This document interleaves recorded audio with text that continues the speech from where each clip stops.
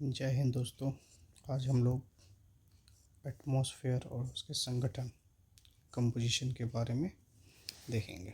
ये टॉपिक है क्लास 7 और चैप्टर 4 का।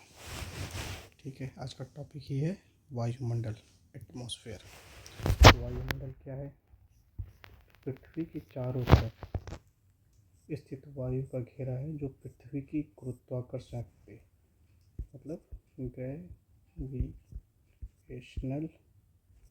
फोर्स के कारण से जुड़ा हुआ है। इसी कारण पृथ्वी की धरातल के पास वायुमंडल की क्या होती है, सघनता ज़्यादा होती है। ठीक है, तो हम लोग इस चैप्टर को आज शुरू कर रहे हैं। सीमा, सुरेश, राधा, रमेश खेल रहे हैं। तभी क्या बोलता है कि अपनी नाक और मुंह को कितने दिन तक बंद रख सकते हैं। तो सब बारी बारी से बच्चे करके देखते हैं, लेकिन कोई भी एक सर्टेन टाइम के बाद उसको कंटिन्यू नहीं रख पाता है। ठीक है, तो सवाल पूछा जाता है कि ऐसा क्यों हो रहा है। तो उसमें से क्या कहता है, ऐसा इसलिए हो रहा है क्योंकि सांस लेने के लिए वायु, हवा की आवश्यकता होती है जो नाक या मुंह के रास्ते से हमारे शरीर में प्रवेश करता है। अगर नाक को बंद कर दिया जाए तो ये हमारे अंदर प्रवेश नहीं करेगा। तो क्या हवा सभी जगह मौजूद है? तो राधा बताती है कि जब उसकी दीदी पहाड़ों पर घूमने के लिए जाती है तो वहाँ पे उसे सांस लेने में क्या हो रही थी, दिक्कत हो रही थी।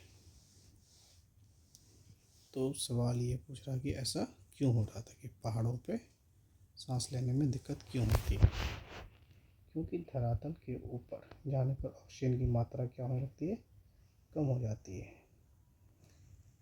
पृथ्वी के जिस भाग पे हम लोग रहते हैं वहाँ से लेकर कई 100 किलोमीटर ऊपर तक वायु पाई जाती है। इसे हम लोग क्या कहते हैं, एटमॉस्फेयर कहते हैं।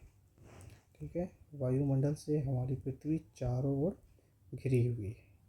पृथ्वी अपने अक्ष पे, एक्सिस पे घूमती है तो वायुमंडल भी उसके साथ घूमता है। कहने का ये मतलब, अगर ये पृथ्वी है और ये उसकी एक्सिस है, तो ये अगर जिस एक्सिस पे रोटेट कर रही होती है वेस्ट टू ईस्ट, तो इसके साथ जो ये उसका एटमॉस्फेयर बनता है।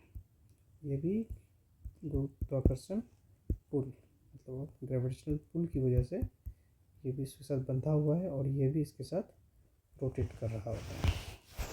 ठीक है, तो यहाँ पे क्या बोल रहा है कि वायुमंडल जो होता है छन्ना पत्र यानी कि फिल्टर पेपर की तरह कार्य करता है। ये सूर्य से आने वाली हानिकारक पारा